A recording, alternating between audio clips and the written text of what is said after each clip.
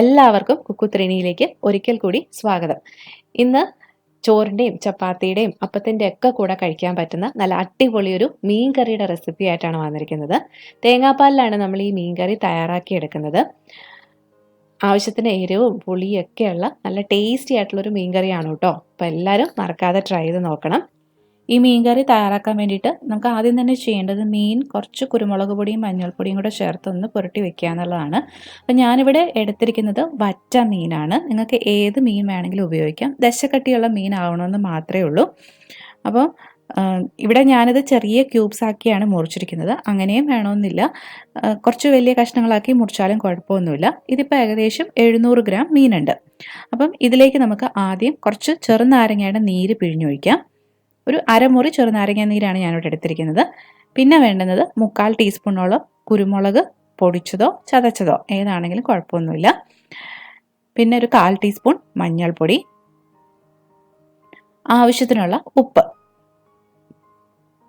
ഇത്രയും കൂടെ ചേർത്ത് നന്നായിട്ട് ഈ മീനിലേക്ക് നമുക്കൊന്ന് തേച്ച് പിടിപ്പിക്കാം. അതിനുശേഷം ഒരു 10-15 മിനിറ്റ് ഇതൊന്ന് ഈ മീനിലേക്ക് പിടിക്കാൻ വേണ്ടിയിട്ട് ഒന്ന് മാറ്റി വെച്ച് കൊടുക്കാം.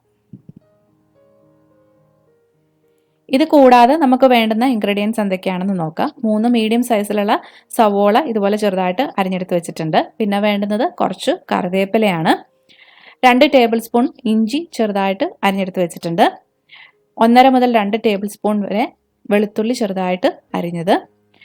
ഒരു മീഡിയം തക്കാളി ചെറുതായിട്ട് അരിഞ്ഞെടുത്ത് വെച്ചിട്ടുണ്ട്. ഈ തക്കാളി കൂടാതെ നമ്മൾ പുളിക്ക് വേണ്ടിയിട്ട് ഇതിനകത്തേക്ക് കുടംപുളിയും ചേർത്ത് കൊടുക്കുന്നുണ്ട്.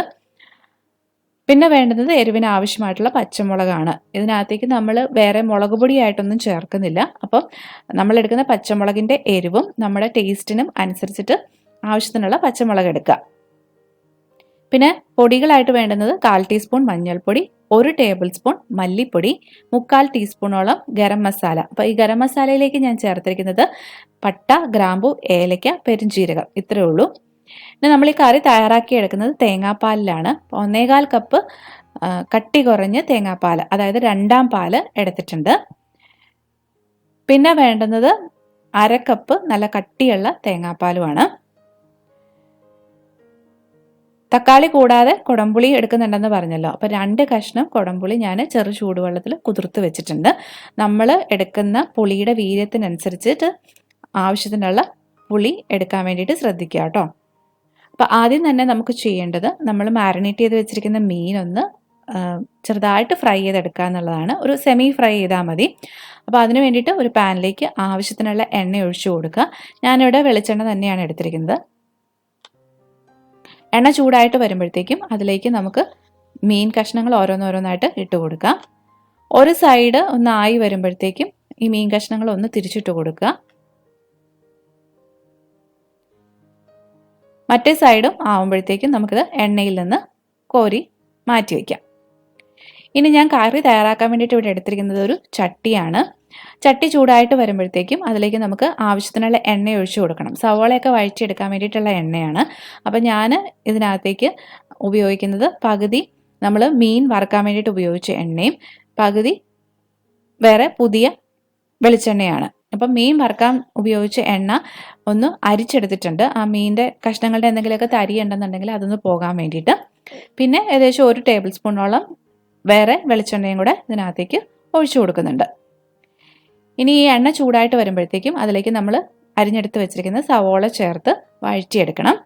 ഈ സവോളയുടെ കൂടെ തന്നെ നമുക്ക് ഇഞ്ചിയും വെളുത്തുള്ളിയും പച്ചമുളകും കൂടെ ചേർത്ത് വഴറ്റിയെടുക്കാം.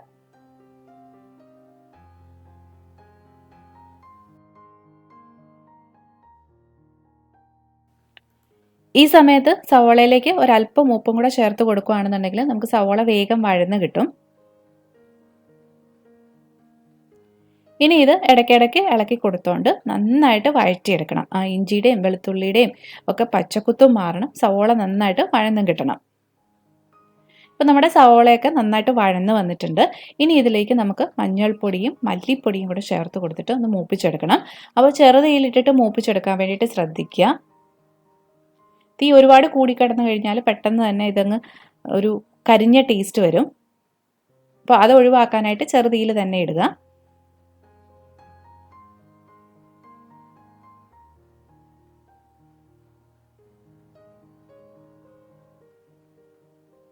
ഇനി ഇതിലേക്ക് നമുക്ക് ആ ചെറുതായിട്ട് അരിഞ്ഞെടുത്ത് വെച്ചിരിക്കുന്ന തക്കാളിയും കൂടെ ചേർത്ത് കൊടുക്കാം.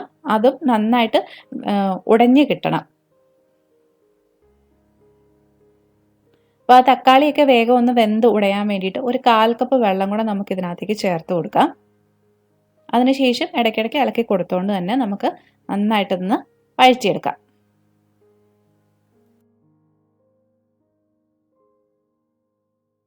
അപ്പോൾ ആ തക്കാളിയൊക്കെ നന്നായിട്ട് ഉടഞ്ഞ് അതുപോലെ തന്നെ നന്നായിട്ട് എണ്ണയൊക്കെ തെളിഞ്ഞ് വന്നിട്ടുണ്ട്. ഇനി ഇതിലേക്ക് നമുക്ക് ആ കട്ടി കുറഞ്ഞ 1/4 കപ്പ് തേങ്ങാപ്പാലുണ്ടല്ലോ അത് ചേർത്ത് കൊടുക്കാം. എന്നിട്ട് തീ കുറച്ചൊന്ന് കൂട്ടി വെച്ച് ഇത് നന്നായിട്ടത് തിളപ്പിച്ചെടുക്കണം. ഈ സമയത്ത് ഇതിനകത്തേക്ക് നമ്മൾ എടുത്ത് വെച്ചിരുന്ന കറിവേപ്പിലയും കൂടെ ചേർത്ത് കൊടുക്കാം.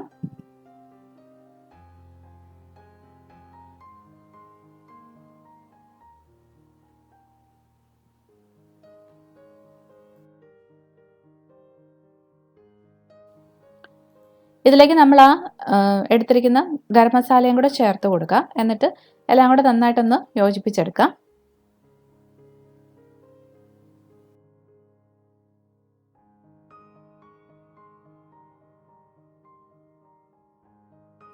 അപ്പോൾ നമ്മുടെ കറിയൊക്കെ ഒന്ന് തിളച്ച് വന്നിട്ടുണ്ട്. ഈ സമയത്ത് ഇതിനകത്തേക്ക് നമ്മൾ കുതിർത്ത് വെച്ചിരുന്ന കുടംപുളി ഉണ്ടല്ലോ, ആ കുടംപുളി ഇട്ട് കൊടുക്കാം.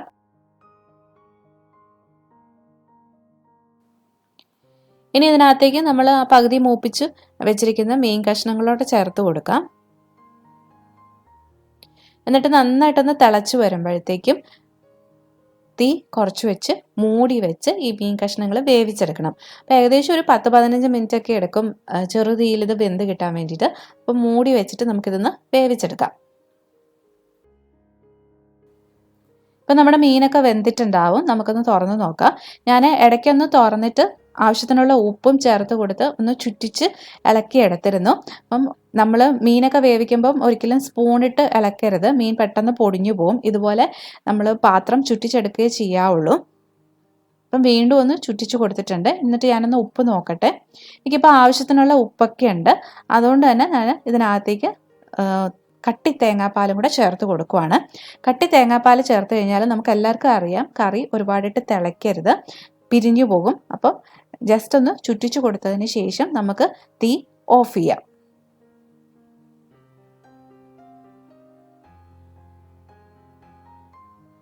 അങ്ങനെ നമ്മുടെ കറി ഇവിടെ റെഡി ആയിട്ടുണ്ട്. നല്ല ടേസ്റ്റി ആയിട്ടുള്ള ഒരു കറിയാണ്. അപ്പം എല്ലാവരും മറക്കാതെ ട്രൈ ചെയ്ത് നോക്കുക. ഈ റെസിപ്പികളൊക്കെ നിങ്ങൾക്ക് ഇഷ്ടമാകുന്നുണ്ടെങ്കിൽ ലൈക്ക് ചെയ്യാനും കമൻറ്റ് ചെയ്യാനും അതുപോലെ തന്നെ ഷെയർ ചെയ്യാനും മറന്നു പോകരുത്. അതുപോലെ തന്നെ ഇനിയും ഈ ചാനൽ സബ്സ്ക്രൈബ് ചെയ്യാത്തവരുണ്ടെന്നുണ്ടെങ്കിൽ സബ്സ്ക്രൈബ് ചെയ്യാനും വിട്ടുപോകരുത് കേട്ടോ. സബ്സ്ക്രൈബ് ചെയ്യുമ്പം അടുത്തുള്ള ആ ബെല്ലൈക്കണും കൂടെ മറക്കാതെ ക്ലിക്ക് ചെയ്തേക്കണേ. എന്നാലേ ഉള്ളൂ പുതിയ വീഡിയോസ് ഞാൻ അപ്ലോഡ് ചെയ്യുമ്പം അതിൻ്റെ നോട്ടിഫിക്കേഷൻസ് നിങ്ങൾക്ക് കിട്ടുകയുള്ളൂ. അപ്പം വീണ്ടും നല്ല റെസിപ്പികളുമായിട്ട് വരാം. അതുവരെ ബൈ ബൈ, ടേക്ക് കെയർ.